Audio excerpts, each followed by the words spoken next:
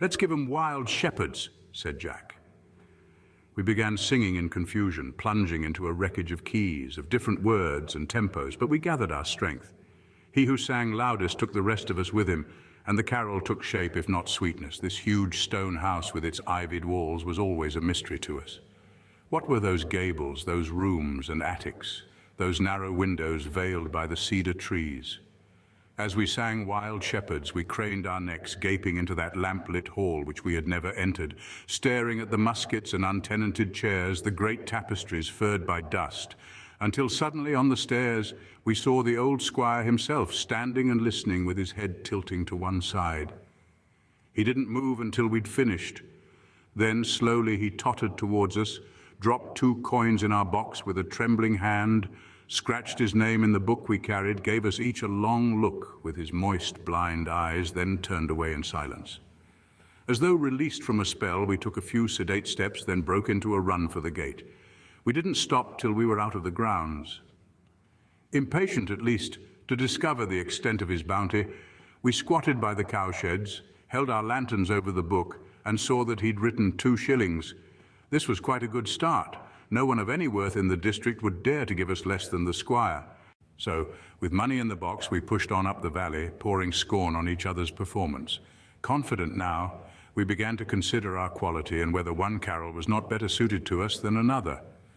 Horace, Walt said, shouldn't sing at all. His voice was beginning to break. Horace disputed this, and there was a brief token battle. They fought as they walked, kicking up divots of snow. Then they forgot it, and Horace still sang. Steadily we worked through the length of the valley, going from house to house, visiting the lesser and the greater gentry, the farmers, the doctors, the merchants, the majors, and other exalted persons.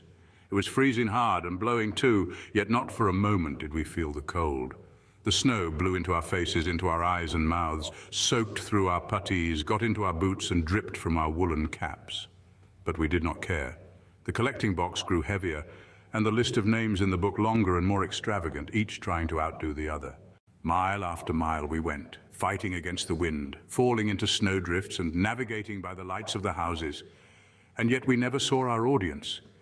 We called at house after house. We sang in courtyards and porches, outside windows, or in the damp gloom of hallways. We heard voices from hidden rooms. We smelt rich clothes and strange hot food. We saw maids bearing in dishes or carrying away coffee cups. We received nuts, cakes, figs, preserved ginger, dates, cough drops, and money, but we never once saw our patrons. We sang, as it were, at the castle walls, and apart from the squire, who had shown himself to prove that he was still alive, we never expected it otherwise. As the night drew on, there was trouble with Boney. Noel, for instance, had a rousing harmony which Boney persisted in singing, and singing flat. The others forbade him to sing it at all, and Boney said he would fight us. Picking himself up, he agreed we were right. Then he disappeared altogether. He just turned away and walked into the snow and wouldn't answer when we called him back.